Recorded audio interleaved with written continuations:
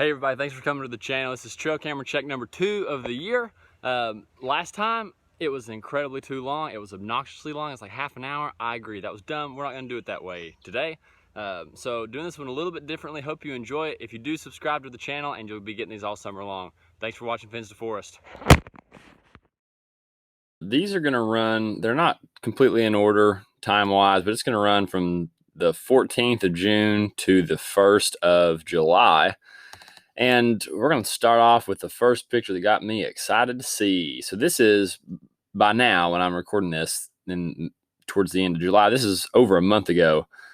This is the first, good-looking buck that we got on the trail camera picture this summer, which really has surprised me so far just because of how many bucks we got all summer long last year. But this one, you can see this one little kicker point that I love right here. So it looks like, and this is just me speculating, but it looks like this main beam is going to split and you're going to end up having a 5x4, so a nice looking 9-pointer. I'd love to see what that deer looks like now, a month later. Hopefully when we go back here the 1st of August, we'll have some more pictures of this deer. But kind of strange because it's the only day that he ever showed up on cameras was the 17th of June. But you can see that kicker a little bit again here. Okay, you can see a little bit more of that buck. And then this is a real pretty picture of him here. A little brow tine coming over, kicking to the side. So it's not an old deer, not a necessarily mature deer. He's just a really pretty 9-pointer that for sure is going to get the shaft. I would say by the time he finishes growing, that's a pretty picture too. So that's a cool one. One I'm looking forward to seeing again, hopefully here before too long. So let's see, another spot just had some small bucks on. This was actually, I put this one in here just because this is the location where we got all of our buck pictures last year. I would say 90% of the buck pictures came from this area and have gotten none this year. I ended up moving this camera around because you can't see much in this from this shot, but really surprised we haven't gotten more there. Maybe it'll change, maybe it won't. If we go back and still don't have buck pictures on a few of these cameras, they're definitely going to get moved for the month of August because we should be getting bucks. This is cool. This deer, if you follow the Fins to Forest Instagram page, I found where this doe had been totally gored open by something, probably a coyote, maybe a car, who knows. She had another mark on her backside here, kind of back near her back hips that has seemed to healed up. But of course she's moving here. You can't see her real well, but she looks a lot better than she did and this was probably 3 or 4 weeks apart. So she's looking better. Just something interesting to keep up with. There she is again. I'm not running super expensive cameras, but can't see as well at night, but that is definitely, I don't have them on this computer. You'll have to go on the Instagram page to see what she looked like when she first got hit or when I first got pictures of her after she got cut open, but she looks a whole lot better. This, again, really blurry, can't really see it, but oh, holy moly, the deer that doe that's had a hole in her nose the last 2 years, probably my one hit list doe, just because I see this deer all the time in this area. I don't think she ever leaves, it doesn't seem like. But I'm after trying to shoot holy moly just because I think it's a weird thing on her nose. I want to see what it is and see if we can figure out what caused it. This is a cool deer. I'm excited about this deer only because he's weird. I like the weird stuff. So I'm looking at him like, that doesn't look right. That left side looks pretty decent. Of course, this is a lot more recent than that other buck velvet picture. This was the 3rd of July. But look at that. Isn't that cool? I think that weird messed up stuff is so neat. So that's definitely one that'll be getting shot, even more so than that younger 9-pointer. Definitely killing that one if we get a chance. Coal buck, I guess you could call it. I think it'd be so cool to shoot a weird deer like that. So hopefully he hangs around. Also didn't get any pictures of him other than on the 3rd of July. So what else? Well, let me show you the rest of them real quick. First fawn picture I've gotten.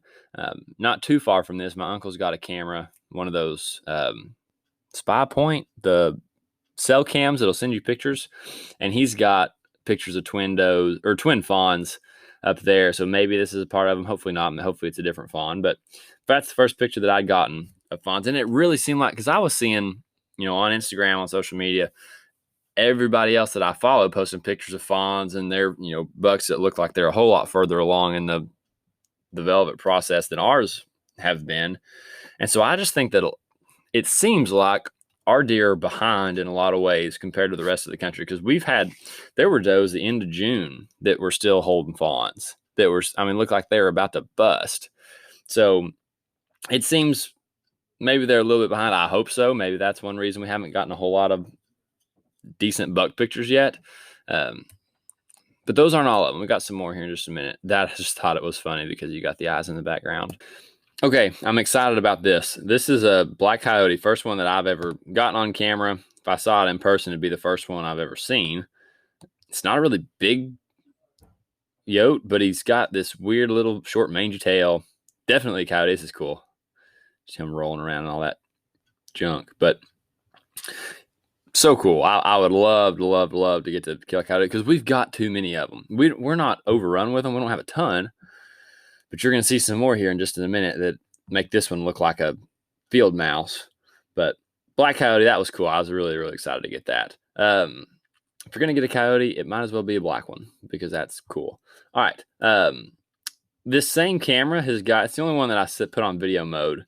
This is the first real bachelor group of bucks that I've seen. They're not big ones. They don't seem to be. Of course, this was, again, over a month ago, back in the middle of June. So maybe these deer are going to get bigger and blow up a little bit more. Now, obviously, they're not going to turn into giants, but just be interesting to see what they turn into. Because last year, all the bachelor groups of bucks that we had, there were 2 of them, were really good looking deer. I mean, I'm not going to be good at guessing age class, but they definitely weren't that size. That first buck, the 9-pointer, they were that size at minimum.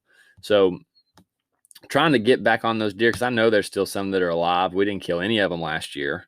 Only know of one that got shot. So out of 7 or 8 deer, you think surely a couple of them would pop back up on camera.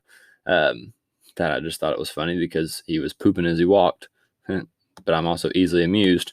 So nice to see there's at least some bachelor groups. This is a spot where I said earlier, maybe in the video, maybe not, where I was like, I'm definitely going to kill deer here. It was this spot. So hopefully some bucks will pop up there that I want to see. I know for a fact there's a real big, heavy horn deer that I got early picture of in velvet when it was first sprouting. But I mean, his nubs in velvet looked like they were as big around as a baseball. And so I have not seen any deer since then that I think is that buck. So still trying to figure out where I need to put cameras to get some pictures of him, because I know he's out there somewhere.